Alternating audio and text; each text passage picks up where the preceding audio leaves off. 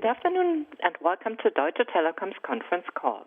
At our customer's request, this conference will be recorded and uploaded to the internet. May I now hand you over to Mr. Hannes Wittig. Yeah, good afternoon everyone and welcome to our second quarter and first half 2021 webcast and conference call. As you can see, with me today are our CEO Tim Höttges and our CFO Christian Illek. Tim, as usual, will go through a few highlights first before Christian will dive a bit deeper into financials of the quarter and also the operating performance. And then we have time for Q&A. And as always, before I hand over to Tim, please pay attention to our usual disclaimer, which you find in the presentation. And with that, over to you, Tim. And welcome everybody to our second quarter and first half 2021 results. It's a sunny, warm day here in Bonn and coming with a sunny quarterly outlook. So I hope you're doing as well as we do. I feel we'll first review some year-to-date highlights. Then Christian will take you through the quarterly performance in more detail. We look at our second quarter results as another strong step towards our full year growth targets and also towards the midterm ambitions we laid out at our recent Capital Markets Day.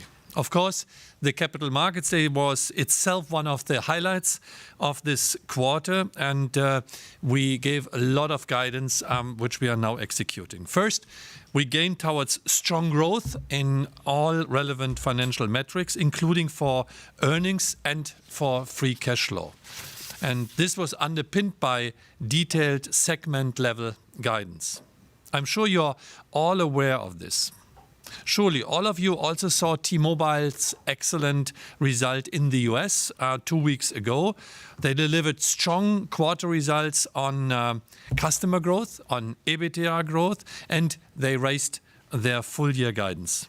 The merger is very well on track. Their network leadership is apparent and the churn is low. T-Mobile also confirmed their medium and long-term financial targets as stated at this year's Investor Day. Today we are reporting excellent results for all of our European operations as well and for Deutsche Telekom as a whole. And we raise our group guidance for 2021 to reflect the T-Mobile's guidance upgrade. Our organic ex-US Ebitda was up 4.4% year-to-date, powered by around 2% organic revenue growth and 0.3 billion indirect cost savings. This puts us well on track for our full-year guidance. Our free cash flow was 2.7 billion in the first half year. This is also something relevant because it takes us a long way towards our 3.6 full-year target already. Customer growth remained strong across the board. Our German FTTH build is well on track, both in terms of volume and costs. We announced plans for major cities including Hamburg, Munich, Frankfurt and Düsseldorf. And with Deutsche Bahn, we agreed plans to remove any remaining white spots in our railway coverage, by the way, country-wide. You can see our main financial targets and financial performance on page 4. For the group, we delivered 4.6% organic growth in adjusted Ebitda year-to-date. Without the deliberate wind down of T-Mobile handset lease revenues, this would have been growth of nearly 10%. All segments contributed to our strong growth and is consistent with our Ebitda guidance. The European segment has now delivered 14 consecutive quarters of organic Ebitda growth. For Germany, this is now the 19th quarter in a row.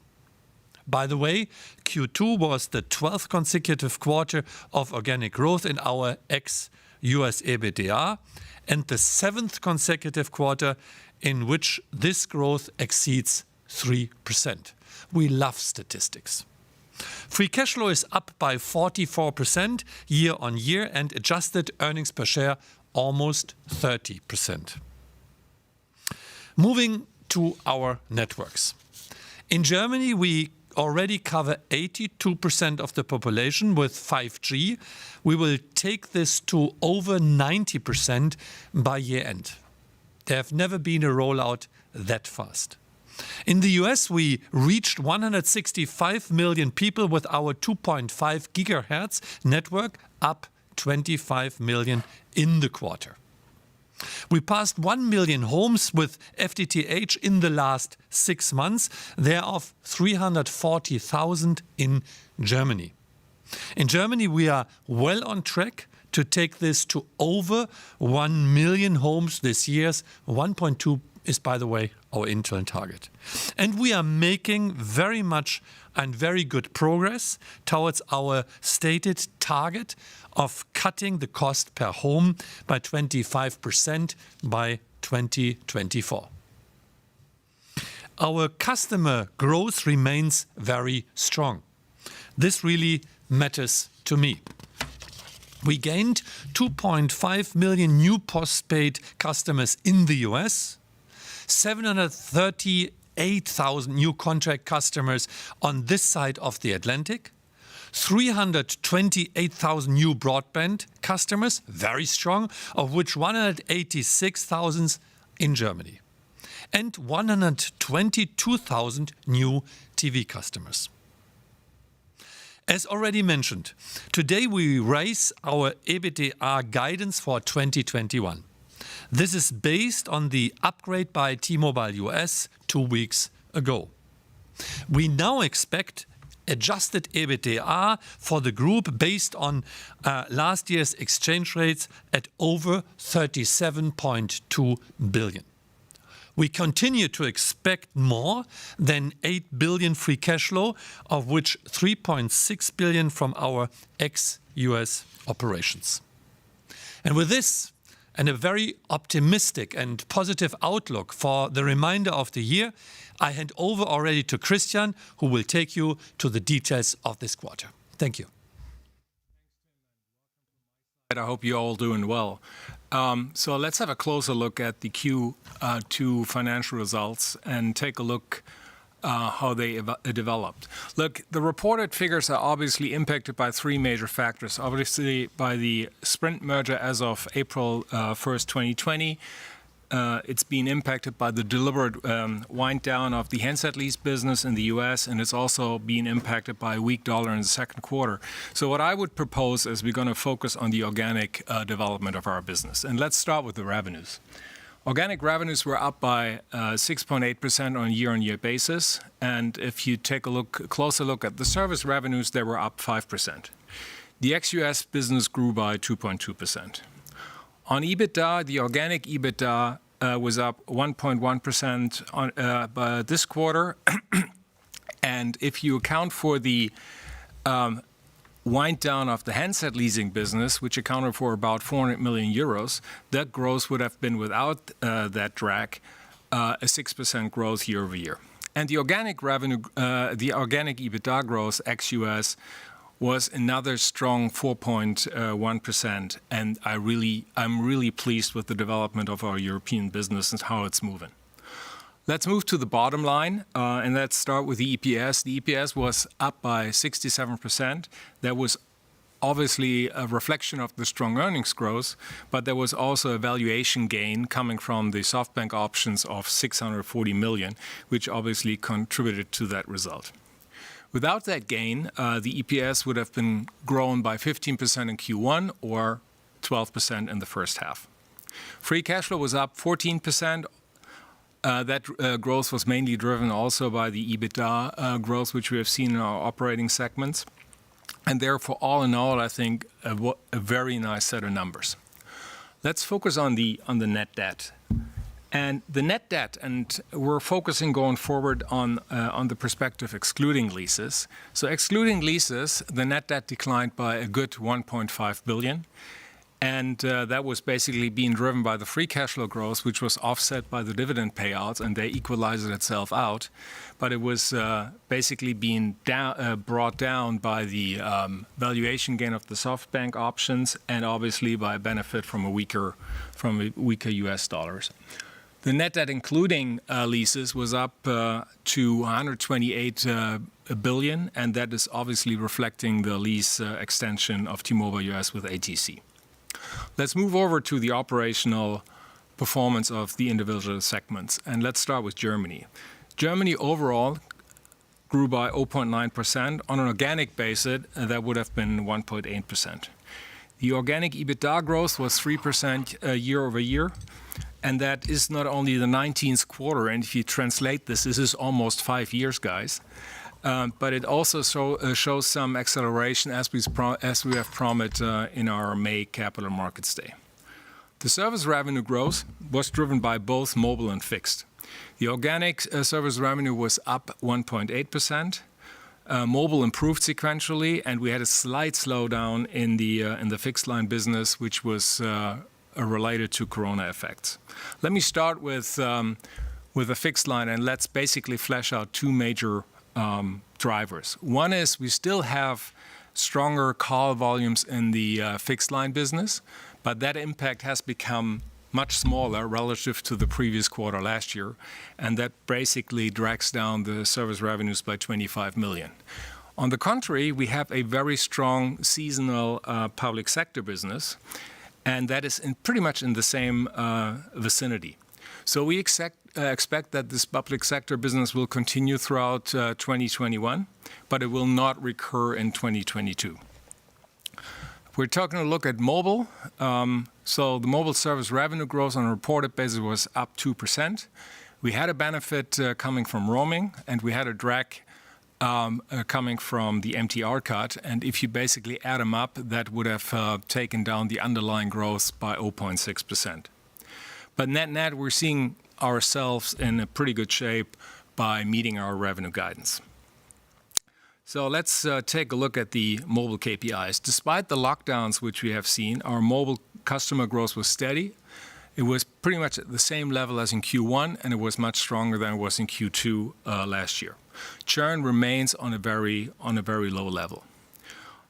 If we're taking a look at our fixed line business, what you're going to see is basically four things. One is a strong broadband growth with 93,000 broadband net adds, same as we had it in Q1. Almost no line losses. TV net adds are at 37K, and a healthy retail fiber net add of 213,000. On the other hand, what we're seeing is that the wholesale fiber net adds has come down, and I think it's not a surprise given that some of our wholesale partners have already reported their figures, and therefore it's not a surprise to us. Let's go on page number 14 and take a look at the broadband growth. Can we have page 14? No?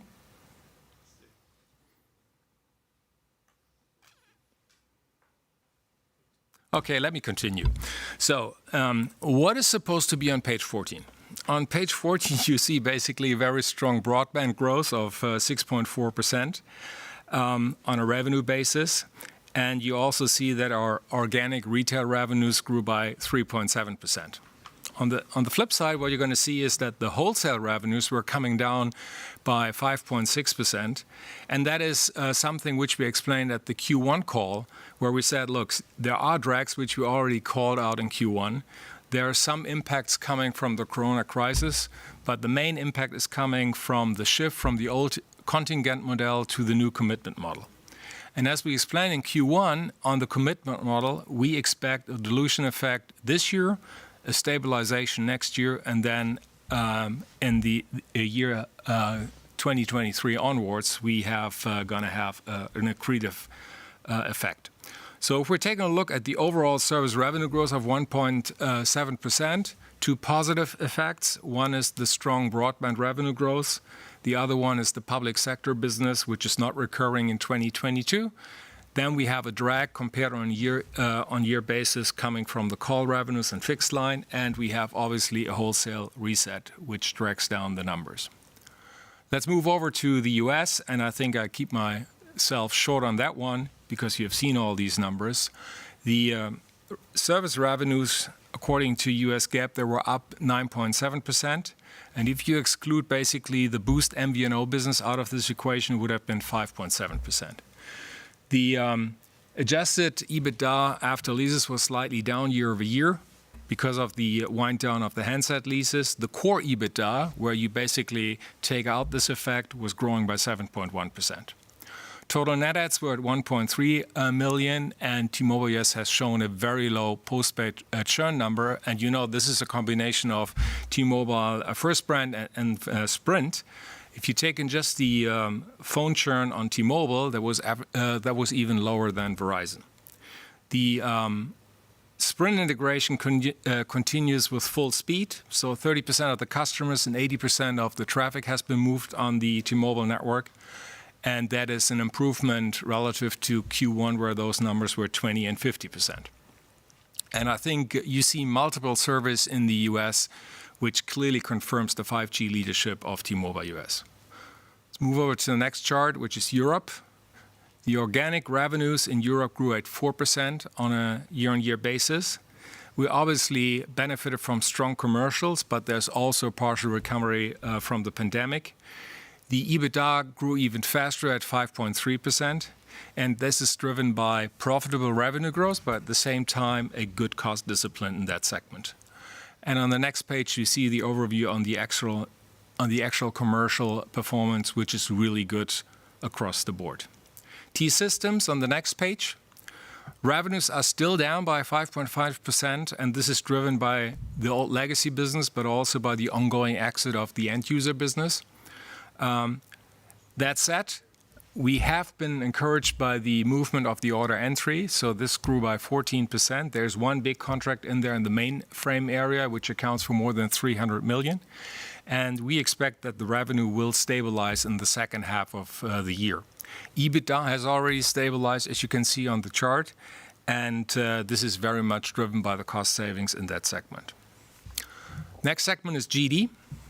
Another very strong revenue and Ebitda performance. Obviously, the headline growth benefited from the inclusion of the Austrian towers back in January this year.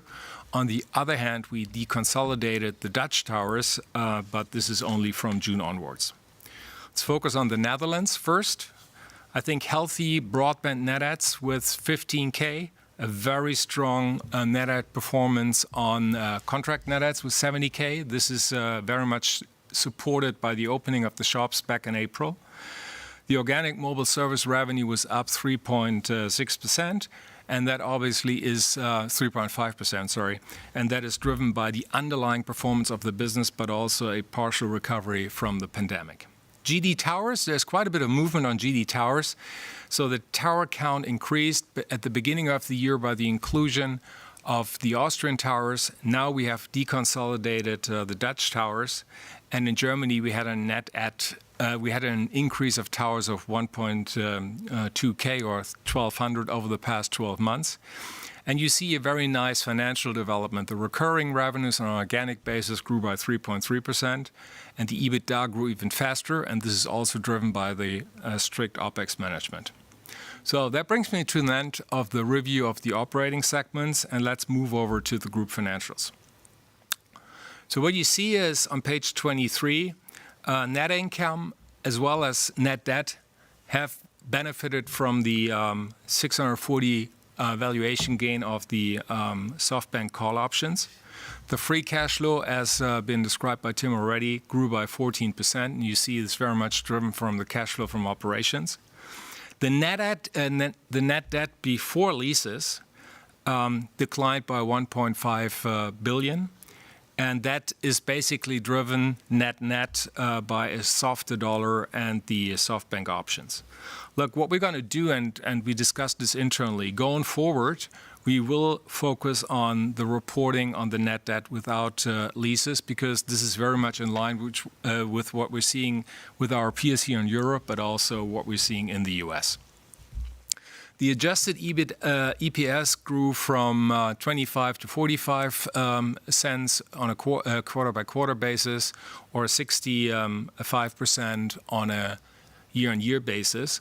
If you exclude for the call option from SoftBank, again, as I said earlier on a quarter-by-quarter basis, that would have been 15%. So finally, on the balance sheet, look, you can see what is our net debt ratio based on IFRS 16. That is 297, and it's out of the corridor, and it shouldn't surprise anybody because we said it's going to be out of the corridor for the next, actually until end of 2024. Our financial leverage, or the leverage without leases, has actually come down. End of Q2 this year was 259. A year ago was 266. What I also want to highlight is that we're really happy that Moody confirmed our Baa1 rating, while at the same time they were removing the negative outlook. We're happy that all three rating agencies improved the rating on T-Mobile US, being it Standard & Poor's, Moody's, and Fitch, and that the TMUS has received an update. And now Tim and I are happy to take your questions. Lovely. Thank you, Christian. And thank you, Tim. And now we can start with the Q&A part. As always, if you'd like to ask a question, please press star 1. And I will announce your name when it's your turn. And should you require to cancel your question, is star 2. And of course, there are other ways also to ask questions. So we start with the first question. We start with Polo from UBS, please. Hi. Thanks for taking the questions. I have two. The first one is really just about towers, because at your Capital Markets Day, you indicated you'd be willing to sell a majority stake in your towers, but just wondering if there was any update in terms of the process and the thinking.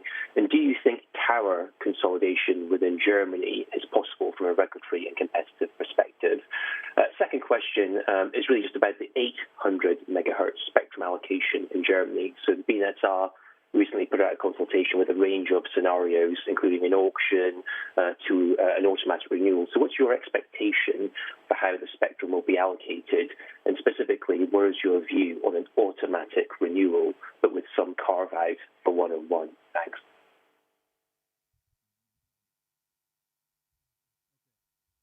So, hi, Polo. On towers, I think not a lot of new news. I think we said we're going to test the market, and we said it back in May. The option set is still where it has been a quarter ago. So there's obviously partnering options between MNOs and also with pure plays. There is a partial monetization option which we could pursue. There's also a straight sale out.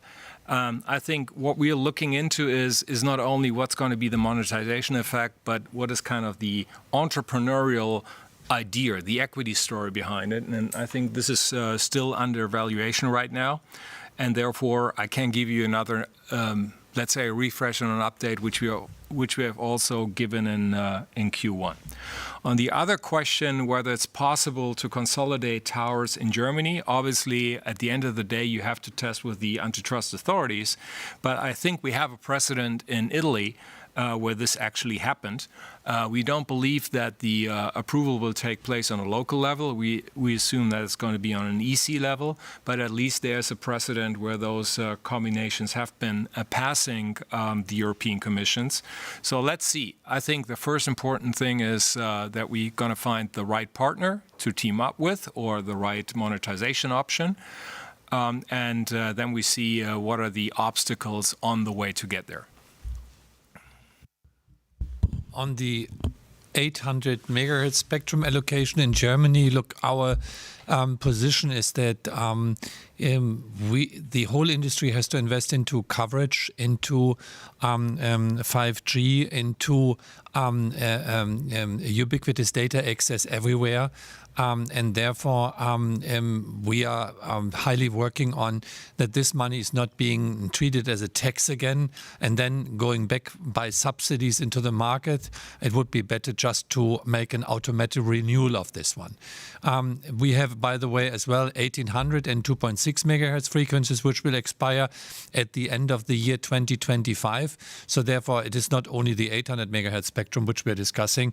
We are discussing as well the other topic. Given the scarcity of the spectrum, a normal auction could escalate the prices again, and that would endanger the capacity for this industry to invest. Therefore, we believe an extension should be considered, also considering that 1&1 has access to low-band spectrum via its national roaming contract with O2 already. So there are good arguments. We contributed our concept to the Bundesnetzagentur, and the basic idea of this is that we have a prolongation of the frequencies expiring end of the year 2025 by 5 years. This is based on the new law which we have, the telecommunication law, which says there is a 15+5 rule. So there is a legal possibility to prolong this. We even said that the big multi-band auction in 28 and 29 with all bands expiring 2030, 2032 and sub 700 megahertz expanding in 2032, that this, is then maybe a better time for considering the auction procedures. And therefore, yes, as an industry, we are thinking there is a good likelihood to do this. This is a political decision at the end of the day. I think everybody has learned that scarcity is not creating the best for consumers. So therefore, I hope that the new government will take the right decisions in this direction. Giving us this, I think even knowing we have it longer, it will give us even better security for the investments which we have in front of us.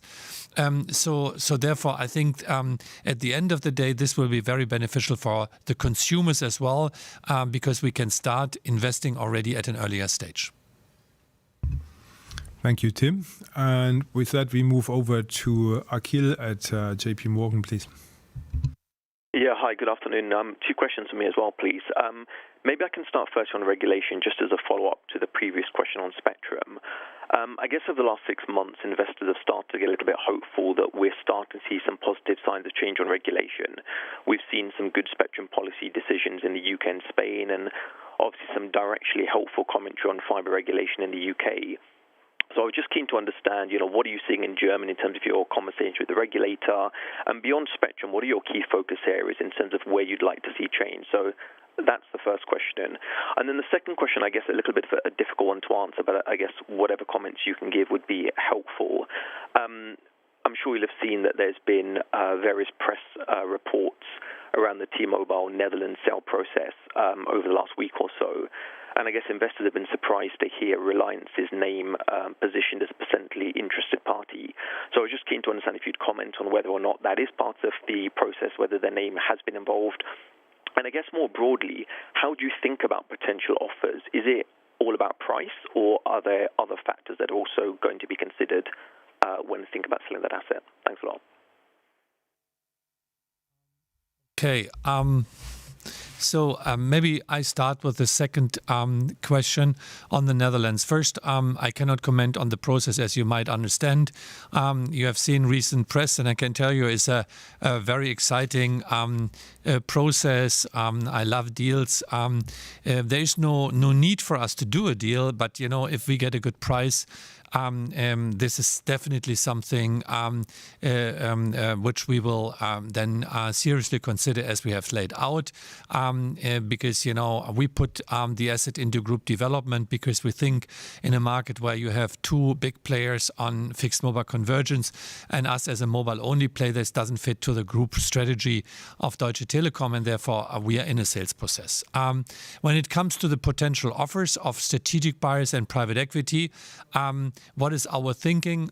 Is price or other factors to be considered? Look, at the end of the day, it's price. what we are looking at. But it's as well, considering about the brand. It's as well considering about our people there. It's considering about, let's say, the solidity of this investor. But our focus is on gaining best price for this asset, which we have turned around over the last years in a very, very impressive way. Talking about the regulation, and look, it is my DNA, and of course I will never say anything positive about regulation. No, I'm kidding. But honestly, the momentum in Germany, but as well in the European Union, has clearly been more positive over the last quarters, and so therefore I have to admit that it didn't get worse before it's better. We are already on a much more optimistic trend, which is considering as well the infrastructure investments which the industry is stemming these days. In German fixed line, we are seeing a deregulation, for instance, on the bitstream pricing. The removal of ex-ante regulation was a big step forward.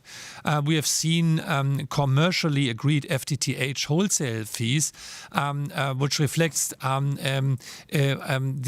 that the industry is able to find a solution than rather always, waiting for a regulated price. And on top of that, we have seen that the FTT regulation is not something which is coming by the regulation, and if the regulator has to involve, that it's considering the economic requirements of our industry. Explicit and helpful support of the German regulator were the statement about the 10-year wholesale contracts, which we now call the commitment models.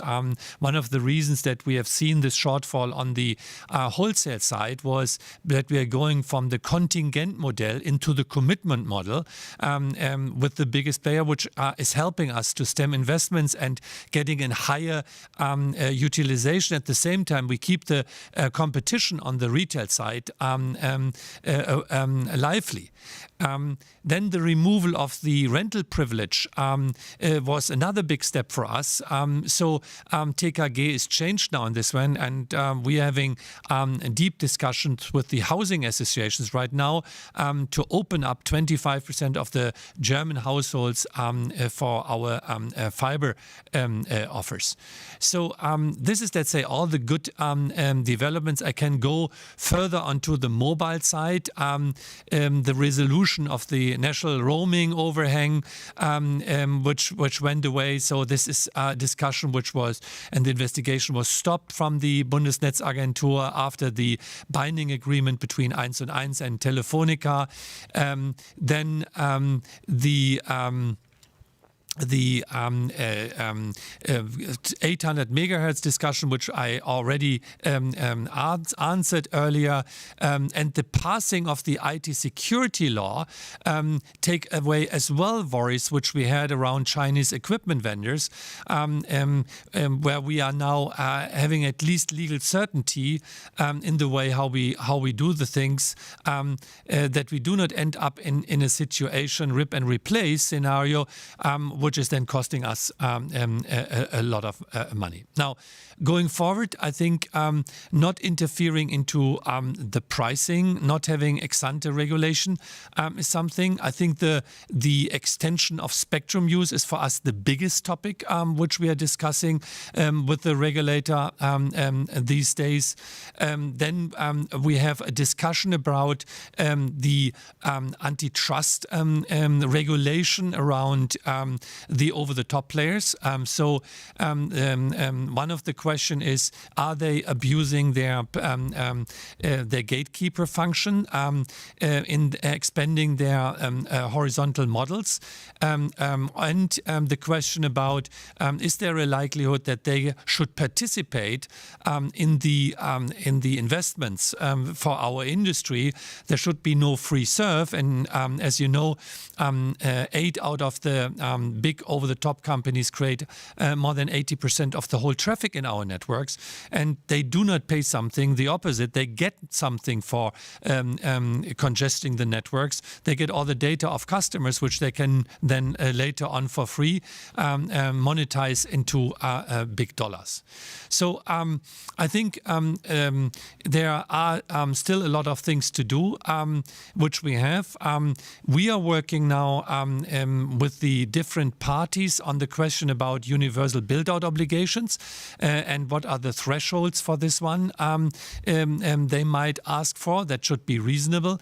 We are working on the extension on the spectrum, as I mentioned.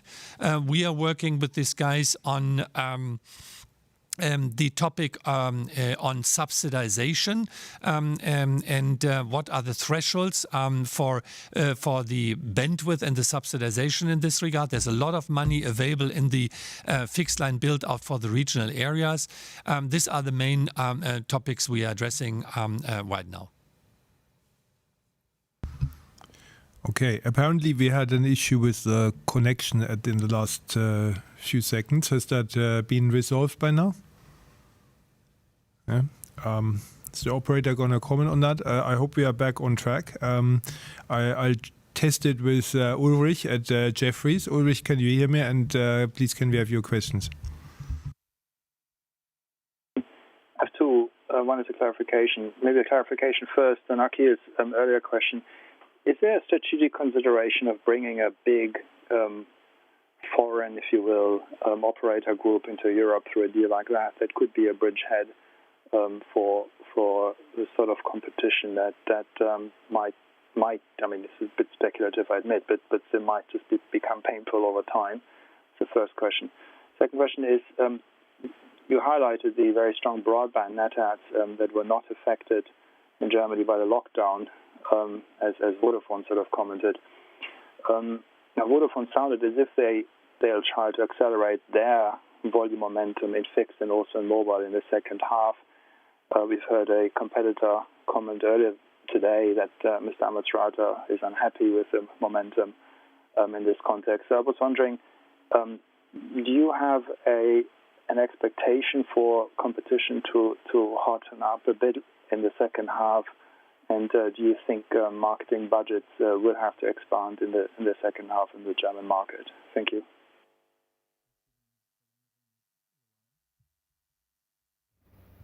Look, I know what you're talking about and what you are thinking about. You know, look, at the end of the day, if a big foreign operator or investor with deep pockets wants to go to Europe and wants to enter the market, there are always opportunities which come up. The markets are very much local, and therefore he has to always consider the different competitiveness and legal settings in this respective markets, and so therefore I would not be so worried about if a big new player would show up in the scene here.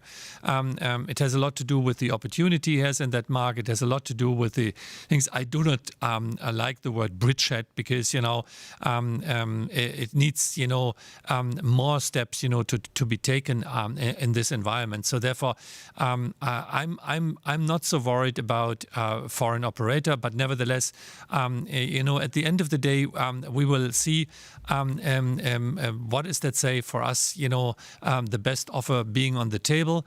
As I mentioned, price is super relevant in this consideration, and if there's strategic observation, I do not believe that you can just by closing opportunities here for these investors outside of the Europe that you really can close markets. I think Europe is too big for that, and there are always possibilities then to enter the European environment. If this is happening, and if this is then affecting our markets, then we have to find appropriate answers on this one. But look, every market is following its own economics. Let me answer, Ulrich, the question on the broadband performance of DT. especially here in Germany. Look, we've seen an increase in our net adds since Q1 2020. So even before the pandemic started, you see that our broadband net adds have significantly increased. And the reason why we believe this happened is there's a flight to quality, how we call this internally here. There's several reasons why customers buying a broadband access. This is not purely because of speed. They're buying a brand. They're buying a proposition on top of it. They're buying a superior service quality, which they expect from their providers. And that is the reason why so many customers deciding on our broadband offering. And you were also alluding to the new promotional proposal Vodafone made to the market when it comes to the 1 gigabit offer, which is now the third time that they're doing this. First time that I think it started in Q1 2020. Look, we're playing our game, they're playing their game. On the other topic you were asking on, so what we have done quite successfully throughout the lockdown period, we moved customer traffic from the shops into the call centers and online, and that helped us a lot to basically acquire a lot of customers.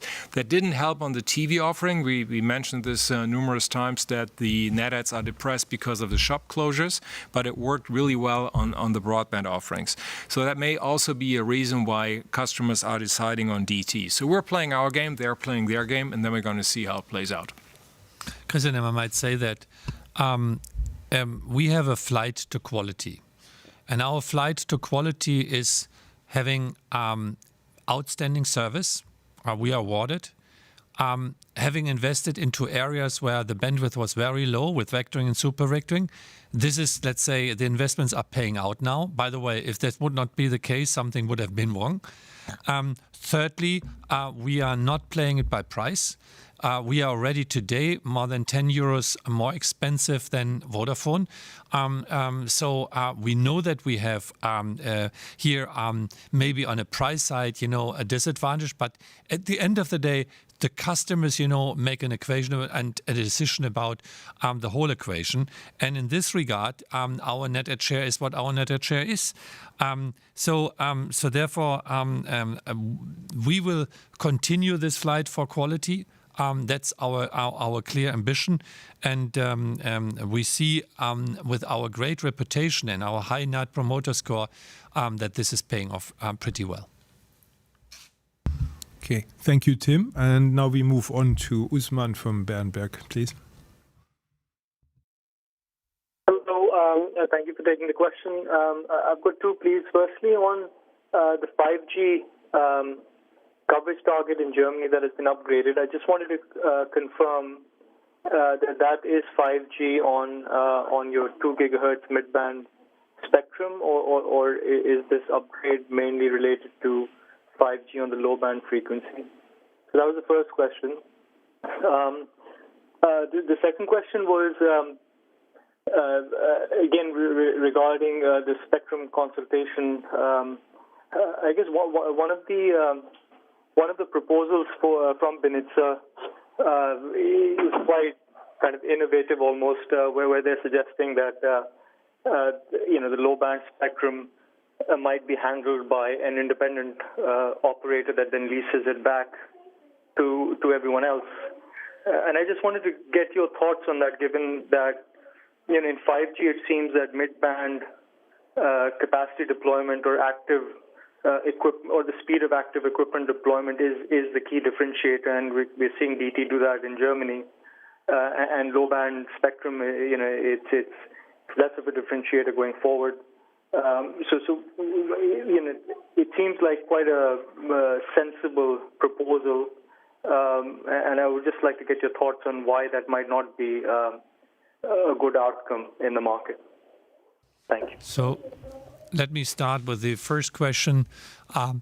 Look, the leading 5G positioning, which we are aiming for and which we hold currently, is based on two pillars.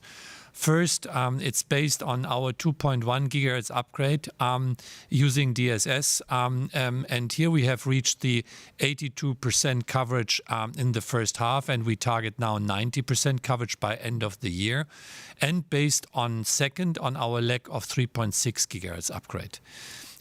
By the way, we will lead in both categories.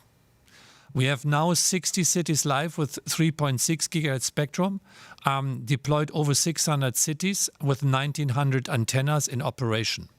By the way, we cannot build as fast as we have sources here in the company. So therefore, this is a question about the tower company and about the allowances, about, let's say, the processes which the special processes which we have here in Germany. And our ambition is clearly to be undisputed 5G leader, both in these two categories, and it will manifest itself in a 3.6 gigahertz bandwidth play, which is giving then the high speed speeds which we are looking for. By the way, as an example to ours, Telekom Deutschland has, I think, something like 2,000 sites launched, and Vodafone is on around 1,000 sites. That is at least the press resource.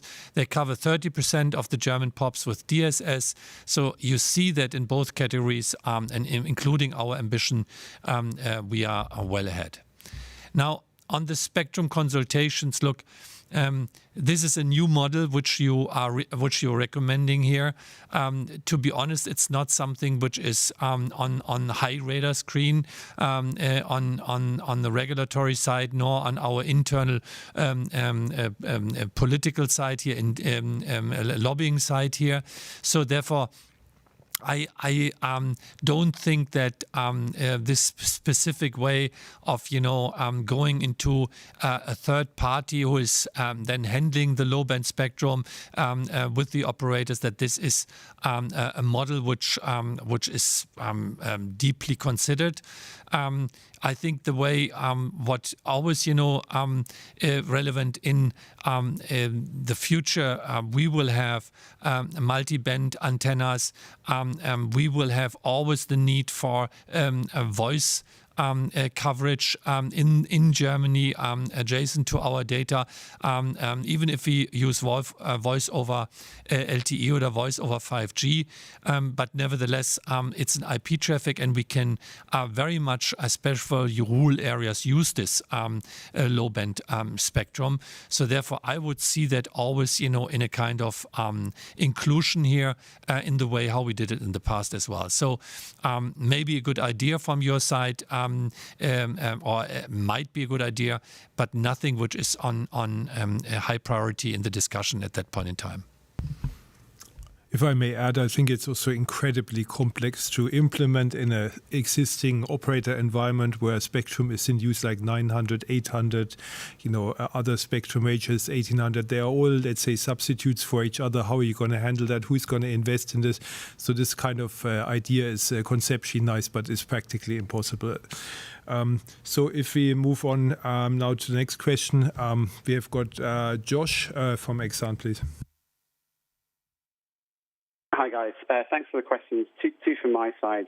The first is just coming back to the broadband trends, and I think you talked very clearly about your own momentum on the retail front, but we can see from your competitors and also from your wholesale fibre net adds, at least this quarter, that there's been a bit of a slowdown in overall market growth. So I just wondered if you, despite outperforming that, had some views on why the market is slowing down. Is it simply that there was a lot of demand for new connections during the pandemic, potentially second homes, which is dropping away, or is there anything else which we're missing? Maybe just to think about whether the second quarter wholesale net adds is a normalised or more normalised run rate going forwards. And then the second question is just about network technologies and the one-on-one Rakuten news. So I know that you won't want to talk about other operators' plans, but from your perspective and your own experience of OpenRAN, I'd just like to know what you think the benefits and drawbacks of using that technology in the German mobile market are. Thanks very much. Okay, let me start with the broadband question, and then I hand it over to Tim. So, two effects on the wholesale side. Obviously, we got, let's say, one wholesale partner is also a competitor, and he's moving customers from our wholesale connections onto his own network. You can imagine who this is. The second piece is, and I think one of our wholesale partners said it in their quarterly results, they haven't focused a lot on the fixed line business, and they will shift focus in the second half. So I'm moderately positive on this one. But look, as the overall growth in the market is coming down, and you can see this on a year-over-year basis, what's driving profitable revenue growth is the upselling path, which we described in our Q4 numbers. So this is going to be something how we basically utilize revenue growth, and that holds true for retail as well as for wholesale. So it is the migration of customers onto their own network. I think there will be stronger focus in the second half on fixed line, also on our wholesale partners. And I think we all have to stay focused on upselling, because this is where the whole value is coming from going forward. Josh, think about a fascinating idea. In the morning, I get a call from Ralf Dommermuth, and he would say, Tim, do you want to become my chief operating officer? And I would move to 1&1 and become 1&1, COO. Then I would sit there and would say, okay, what are we doing with the mobile technology now? And to be very clear, I would have done it exactly the way how he has done it now.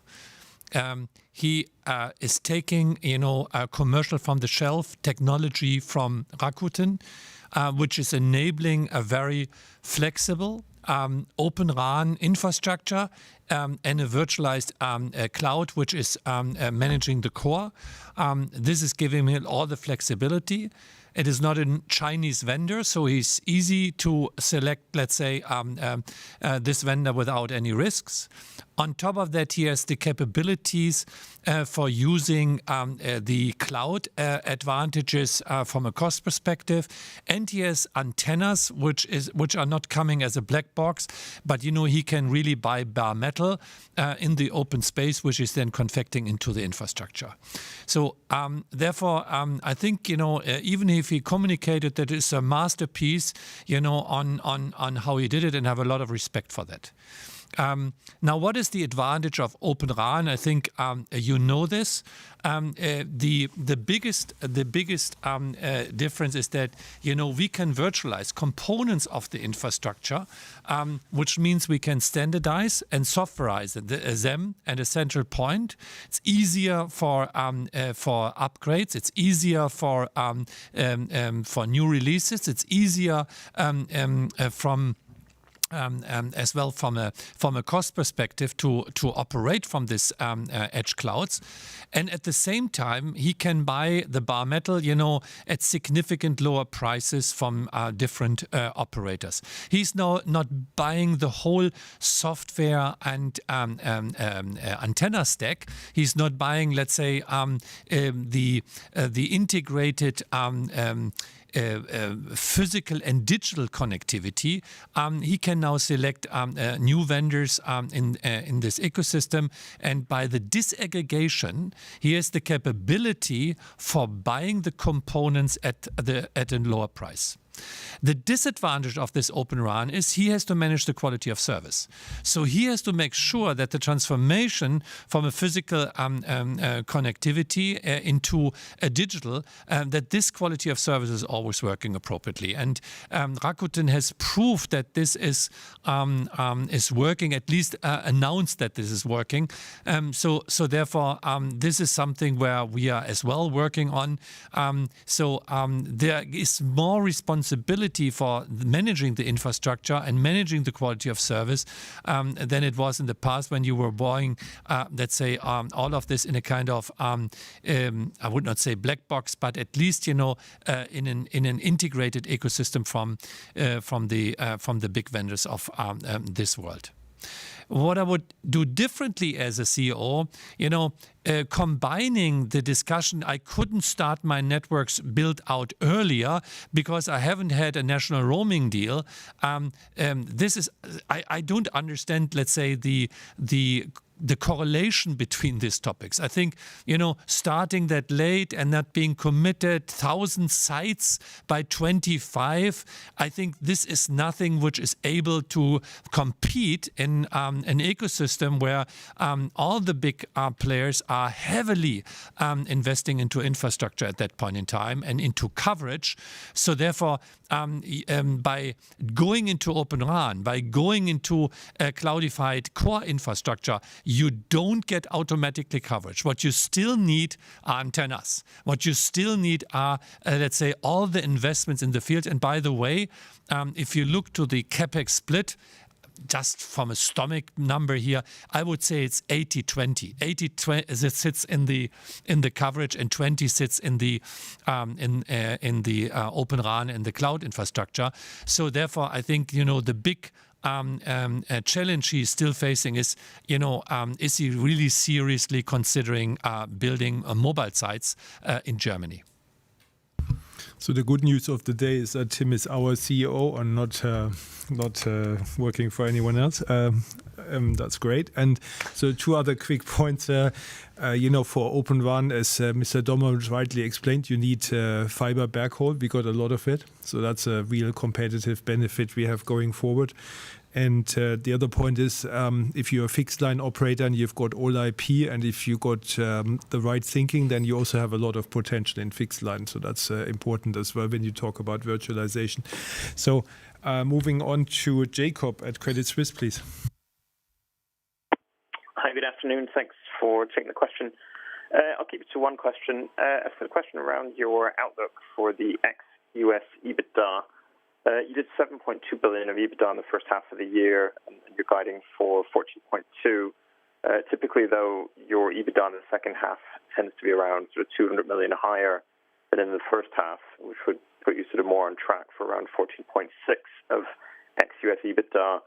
So just interested to hear, are there any sort of, is that just you being a bit conservative, or are there any specific headwinds that you envisage coming up, particularly as Germany sort of exits the lockdown? Maybe there's some additional costs you see coming back. So just any color around that would be helpful. Thank you. Jacob, I wouldn't call it conservative. I would call it prudent. It's not because we're expecting massive changes in the second half of the market, but we still don't feel comfortable enough to basically make an adjustment on our guidance yet. So I would continue to expect that we're going to outperform the market. At least this is our aspiration. And when this turns into a higher EBITDA number in the second half, obviously we'll update you when it's going to be the next time. But right now, I would call our guidance, especially in the ex-US business, as prudent. Yeah, and we're not seeing anything that makes us particularly worried. So market momentum is expected to be very similar in the second half. Okay. So with that, we move on to David at Bank of America, please. Well, thank you, Hannes, and thank you, everyone, for taking the questions. My first, it's interesting you mentioned the dynamic through COVID and through lockdown, that the broadband ads have been sustained, especially through the call center, while the TV ads have maybe been a little softer, which obviously indicates some relevance to the high street. So, that I wonder if that has surprised you a little, that dynamic. It's something we're only learning over the last, few quarters, and how that shapes your view for the digitalization of your sales channels. To what extent, are you able to, consolidate the high street, reduce the infrastructure, bring more sales online? Is there a more sort of convergent focus to the high street shops, for instance? Just interested in your thinking, because this is clearly a very moving target. And then secondly, a question which I'm struggling to phrase to receive an answer, but ultimately, you have seen another significant shareholding in BT, where you have a broadly equivalent shareholding.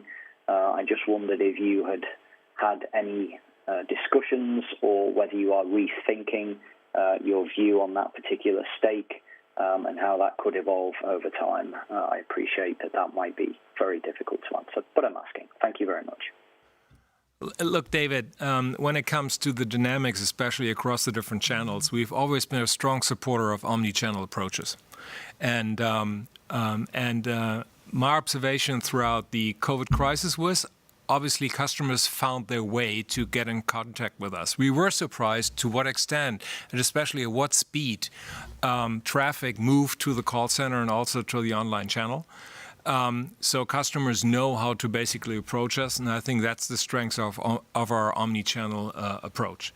On the other hand, I think every channel has a specific advantage versus the other one. So what I said earlier on, our shop distribution footprint is needed in order to drive our TV propositions, because that is the product which is hard to explain over the internet or over a call center. Therefore, we rely on this physical shop infrastructure. But what we're doing is we're basically treating this in a dynamic way. So I don't want to force everyone now basically going online, because not every product is tuned toward online. But what we're going to do is we review where is the traffic moving towards, where is it more cost beneficial to have a stronger twist, let's say, in a call center, but also where it's needed to have a physical infrastructure.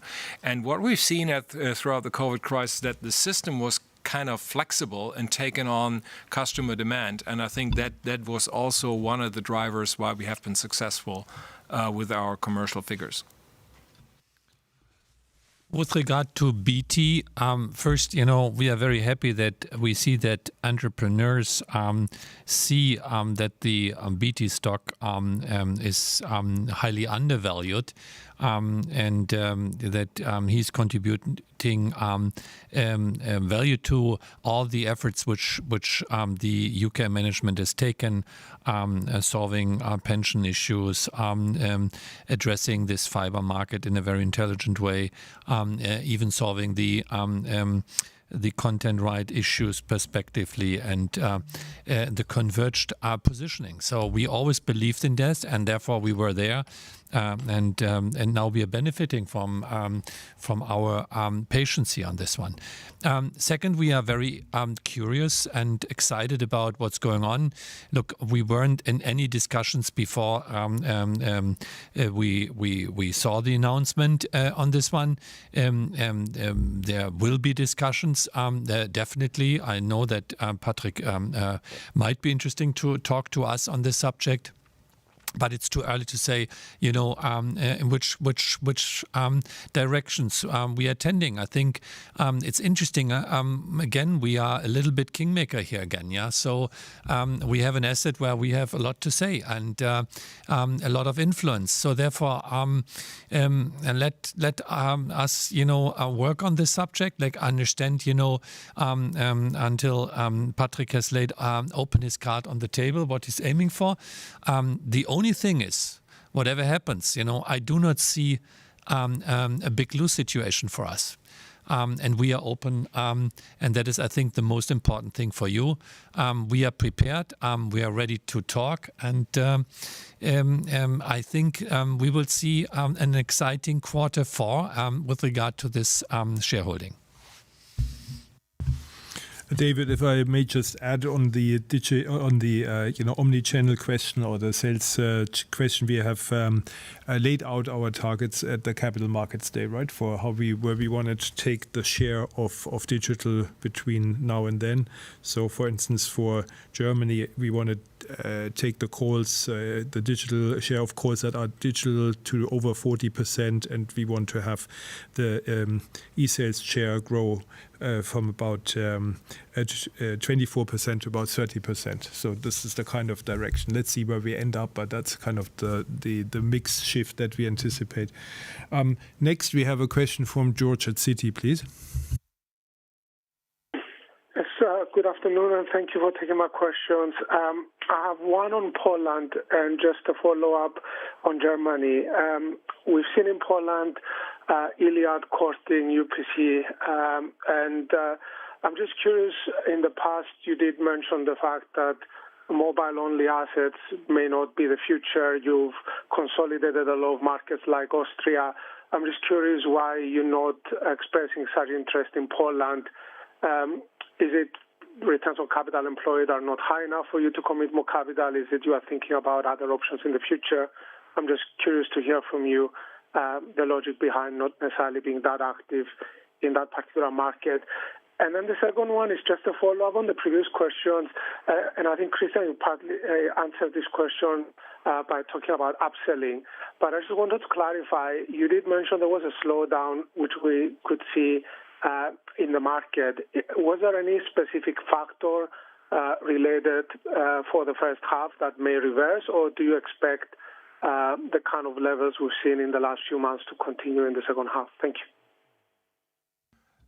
George, let me start with the second part. There is a slowdown in the market because we don't have a lot of inflow of new, let's say, inhabitants into Germany. This is one key driver. And the other one is obviously you get to kind of a penetration rate where the market growth is kind of moving towards a limit. And these are the two drivers why the overall market growth is expected to be smaller in the upcoming years relative to the previous years. I think that would be my simple answer to it. If I think about Deutsche Telekom's group strategy and our positioning here in Europe, and we had a deep discussion on our Capital Markets Day on this one, one of the reasons why we are so successful is the synergies in thinking, in executing, in procurement, is the synchronization, that we in all our markets, are position ourselves as a converged play.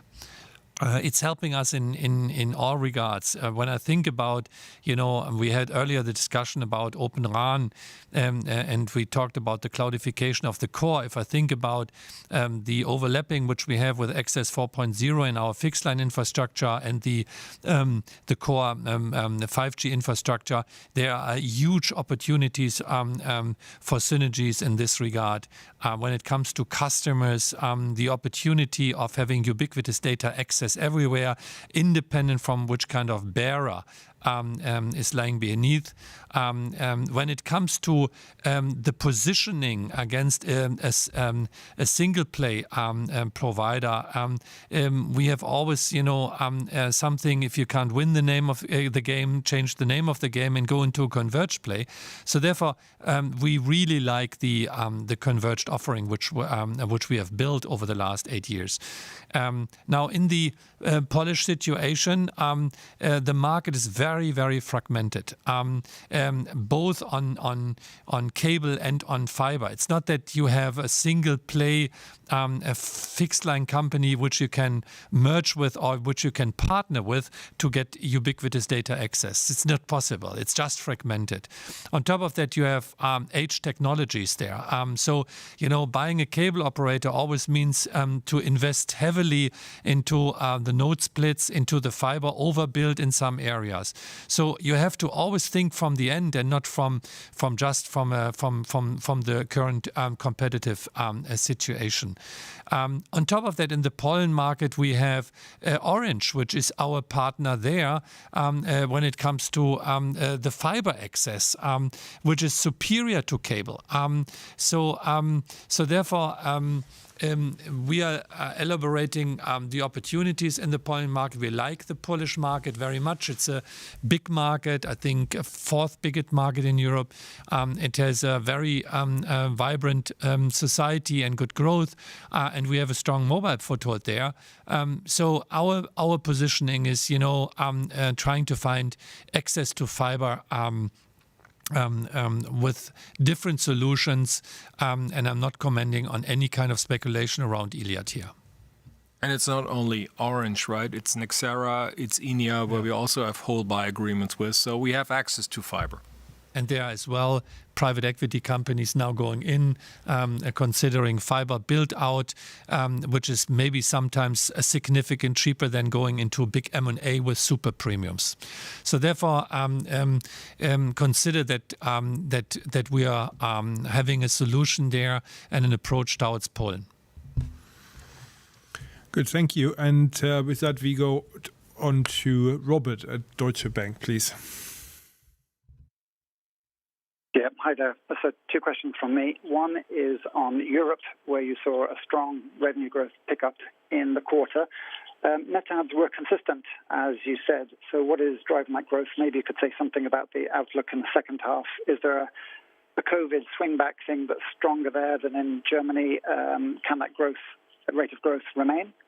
And then secondly, on T-Systems, you're expecting revenues to stabilize in the second half.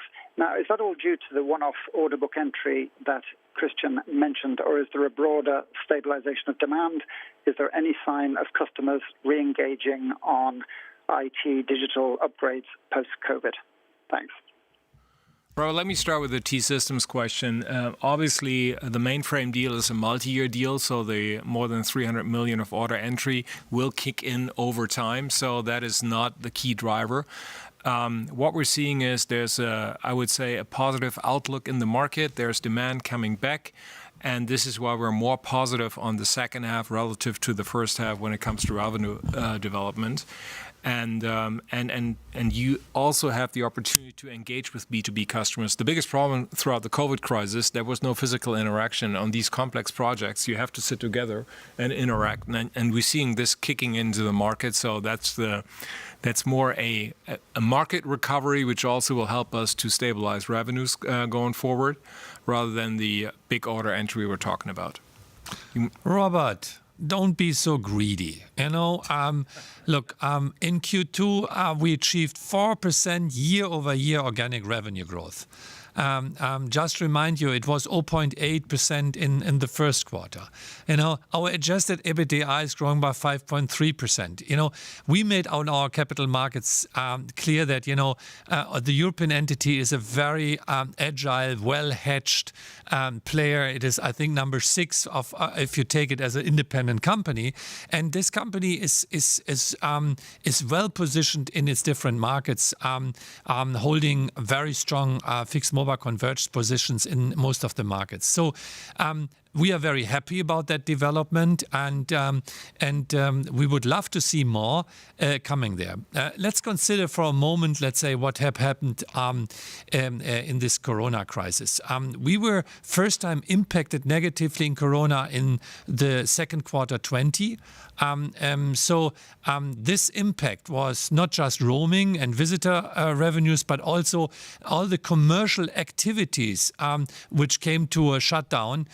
So therefore, this is something which is now coming back. I can tell you it's not the full swing back. So there is definitely more opportunity when it comes to roaming.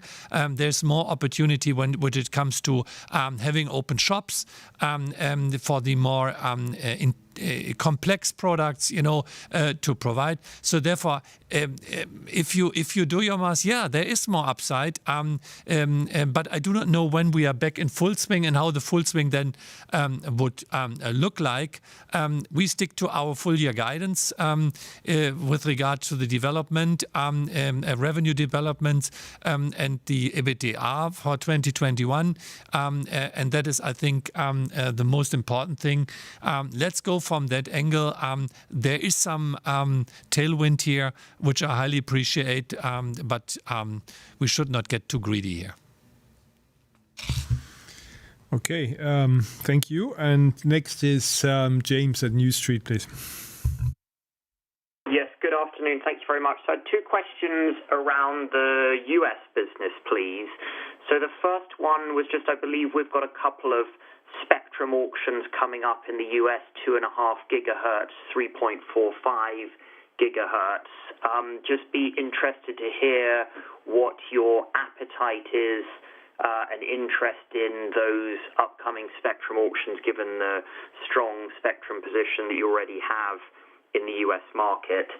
And the second question was just regarding potential future tower deals in the US. You signed a big one last year with AMT. Was wondering if you might consider more of those transactions, which are value accretive from a kind of DCF perspective, but then they do increase your headline leverage. And if if that were to pass, would you consider moving your leverage target towards a kind of net debt, excluding leases, to Ebitda calculation, which most of your peers now do? Thank you.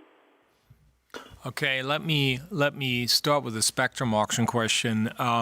Look, the auction will start on October 5. As you know, there's going to be a limit for every bidder, which is maximum 40 megahertz, which you can acquire. We have basically applied for the auction, so this is what we can say. But please respect also that we will not discuss in public what's going to be a strategy or what's going to be our appetite on the upcoming 345 gigahertz auction. Obviously, there in 2022, you should also bear in mind there is what we call white space, EBS white spec auctions, which is happening on 2.5 gigahertz. And obviously, we will look into this one as well because we are the natural buyer, given the huge spectrum amount which we're already inheriting. But also here, don't expect us to comment on our strategy. On the tower deals, look, we have to take a look into them as they expire or as they're close to getting expired. And I think it always depends on the parties and how we want to engage with another. So there is no clarity right now with regard to the size of a tower deal or duration, but it will come, and that is normal practice of the business. And on the leverage question, look, what we are saying is we're seeing an unlinking from the IFRS leverage and the net debt without leases. Originally, we started off with we're saying that impact is going to be 1/4 point. And this is why we raised basically the corridor by 1/4 point. If you take a look at the actuals, it's almost 0.4 points. But I will not basically deviate from the target which we have given at the Capital Markets Day right now. Let's see how it plays out and also how the tower leases in the U.S. involved, because it's very much driven by T-Mobile US. But right now, we're sticking with the targets which we have communicated at the Capital Markets Day. And if something is good for the business, it's good for the business, right? And let's move on to Emmett at Morgan Stanley, please. Yes, thank you, Hannes. Thank you for taking the questions, and very good afternoon, everyone. Just a couple of questions from me as well. The first question, please, is on U.S. merger integration costs. Maybe, Christian, if you can just give us a quick update on where we are on those costs. I remember at the time of the deal, about 18 months ago, you talked about merger integration of around $15 billion is the number I have in my memory over 3 years. Can you maybe just say where we are and the future facing of those costs as well, please? And then the second question, please, is on German line losses. For those of us with longer memories, I'm sure we all remember line losses in the multi-hundreds of thousands 10 years ago. Now line losses are at zero pretty much. Can you maybe say what the future drivers of these line losses are now? Like in the past, it was line loss to cable and then the IP migration. What's happening now? And if you were to swing into positive territory, what does that mean for your fixed line revenues in Germany, please? Thank you. Okay, let me start with the line losses, because I was running marketing at the time where we had more than 2 million line losses in a year. So therefore, I'm going to celebrate if there's going to be a quarter with a positive increase of lines in our German business. But becoming more seriously, I expect that the trend will continue to be at a low side. Whether it's going to be 7 or 30, I cannot comment, because it depends on two things. The structural drag is gone, which is basically the IP migration and the forced migrations we had to do there. So that will continue and carry on. What also drives the low number of line losses is obviously our very strong retail broadband performance. And if this continues to be that way, I expect that we're going to see low line losses over the next upcoming quarters. So I'm positive on line losses. Whether we're going to see a positive number, I'm not sure yet. So let's celebrate if there's something to celebrate. But on the line losses, I'm fairly confident. So on the do you have it? Okay. why don't you continue? Yeah. Look, the overall numbers on the US, by the way, were answered in the investor call with Mike and his team. So I just wanted to give you a highlight. For 2020, we said it's 300 million. Was the original merger plan as a run rate. We achieved 1.3 billion. For 2021, we said it's 2.5 billion. Overall, we achieved 2.8 to something in the vicinity of 3.1 billion. This is, let's say, the ambition rate which we have, of which 1.35 to 1.5 billion are coming from SG&A, 450 to 600 million coming from the COS, and 1 billion avoided cost was the third biggest block which we addressed. So this is our guidance for this year. This is still the case. I think Mike said 2.7 to 3 billion merger-related costs in 2021. So that is something which we confirm. There is more cost savings which we foresee for the future. That is what we said as well. We had originally 43 billion savings in our original merger case, and we have said that we are up to 70 billion, which is coming on top of that. There is 10 billion in this 70 billion, which is coming from a different interest rate, which we took into consideration, but 60 billion on a like-for-like basis. And that is the number we are heading to. I can tell you, all hands on deck. This year is very important, as you can see from the numbers, because this year is one of the most important years for the cost savings, and therefore I think we are well on track. Hannes, do you want to add the capex number on top of that? Yeah, no, I just wanted to say the 15 billion is that was you referred to, Emmett. That was actually repeated by T-Mobile management at the Investor Day.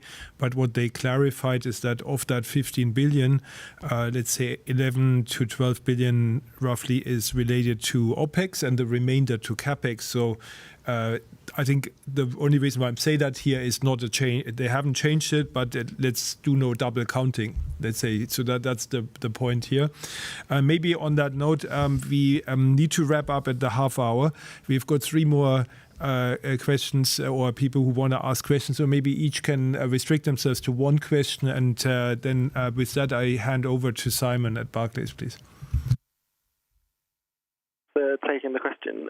Hopefully it's a quick one on fibre JVs in Germany. There was some press speculation that you'd started talks already, so just wondering if you could give us any colour around what's happening there, but also how you balance the sort of move from owning 100% of the network to, say, 50% of the network when you do one of these deals, and still be happy with the value creation that should bring. Thank you. Look, we announced our appetite to basically get into an engagement with a third party on an off-balance additional fiber build-out on top of the 10 million homes which we committed by the end of 2024. There's a lot of speculation. Let's have a discussion around this when there's a deal, and then we can take you through the deal. But I think in principle is, we have a capex envelope, Christian, which we have agreed to achieve our 50% plus, own things. This is, let's say, what we keep intact. And then we are working with partners. We always want to have, let's say, an active steering of the network. That is our primarily goal, so that we are renting dark fiber. We are even willing to make commitments. That's depending on the markets where the partner is offering its infrastructure. We can then, variabilize our costs, because we are then just paying by use of this infrastructure. That's the logic. idle-wise, if we would have an opportunity prospectively, even, to participate in the profitability of these units, this was appreciated as well. So if we become shareholders, minority shareholder of this company, that would help, because then you have an interest of an alignment of interest here in this one as well. These are some principles which we are deeply discussing, and we are open to everybody who is offering an infrastructure in areas where we don't have own FTTH. Let me put it this way: we like the KPN APG agreement. Yes. This is what we like. And also in terms of magnitude, the idea is similar. There's a chart in the Capital Markets Day guidance which gives you an indication of potential magnitude, and that hasn't changed. And so it's actually literally, no change since what we told you at the Capital Markets Day. No update, but, we see interest, and hopefully we'll be able to provide more clarity soon. And in terms of managing the infrastructure play, of course, it's very important to look at, active value add, passive value add, and all of these things. That's important components. If next we go to Andrew at Arete, please. Oh, hi. A question around the Dish Wholesale in the US. I mean, obviously it was a typical prisoner's dilemma for AT&T, but their offer to Dish essentially doubled the duration of your wholesale agreement, allows in-market roaming in markets they built or will build, and they're obviously helping with the rural distribution. And it seems like a pretty big improvement over your very carefully constructed antitrust remedy terms. So I'm just really wondering what you think this will do to Dish's competitive capability, even if you know that it's going to be very, very expensive to build a base in a market dominated by family plans and multi-line accounts. Look, first, the TMUS management has in depth commented on this in their Q2 results. So we raised our guidance and confirmed, let's say, our medium and long-term guidance. So, we know that there are changes now taking place to our construction, but nevertheless, I think it will not, affect us that negatively. Now, looking to the situation which is happening, I even listened to the Dish quarter results and results calling here recently, and they have now a deal with AT&T, and they claimed it as a second vendor. So the question is, do we lose wholesale revenues, and how much of that are we losing over this time frame? We anyhow assumed that the wholesale revenues would be gone at the end of the fifth year. So is that now coming a bit earlier? Is it reduced entirely, or is it only partially considered? This is something we are working on. We have to understand better this strategy in this regard, and this is a discussion which is going on. The good thing with this is, we were not, it was not signed kind of, marriage in heaven. This was something which was forced by the regulator.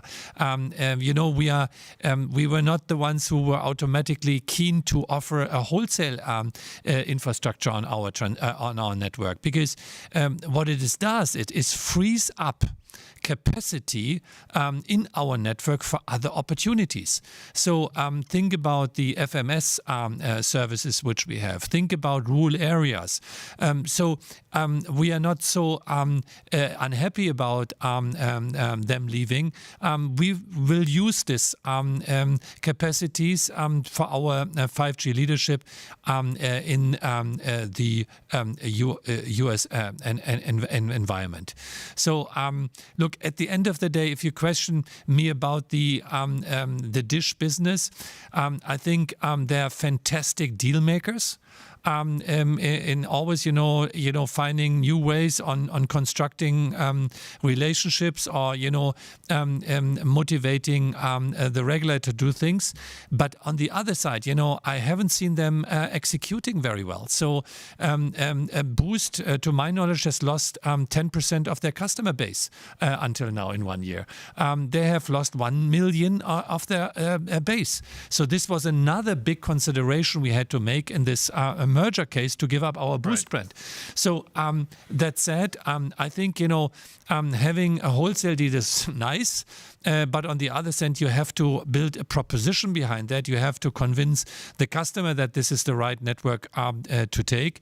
And for in this area, for me, the quote is out. Good. And that brings us to the last question of today. It's from Adam at HSBC. Adam? Hi. Thank you very much, Hannes. Thank you, everyone. I just had a quick guidance clarification question, please, on the gap IFRS bridge. You moved it today from 700 million from 800 million previously, but I think I'm right in saying that it's basically zero in the first half. So if I am right there, is something changing, or is there reason to believe that will change in the future? Thank you. And well, our guidance for the IFRS or US GAAP IFRS bridge remains unchanged for the future years. What we did see in the first half of this year was a positive impact on the bridge related to gains on renewable energy purchase agreements, which are seen counted in IFRS EBITDA, but not in US GAAP EBITDA. So, of course, if you have a market like this, then your expected value of the future changes in these agreements is zero. And but we have seen volatility in that line in the past. It was going against us in previous years. It's going a little bit for us this year. We are not extrapolating this. And the policy with us is that we don't forecast hedges. So basically, we're assuming there is no change, and if there's a change, then we'll report out on those. Excellent. So thank you all very much. So you can see we are in positive spirits after summerly spirits, as Tim has described it. And with that, we are ending today's conference call. Should you have further questions, please contact us in the Investor Relations Department. Of course, we look forward to seeing a lot of you and hopefully soon in person again in the autumn. And with that, best wishes, and I give back to the operator. Goodbye, everybody. Bye. Sunny outlook.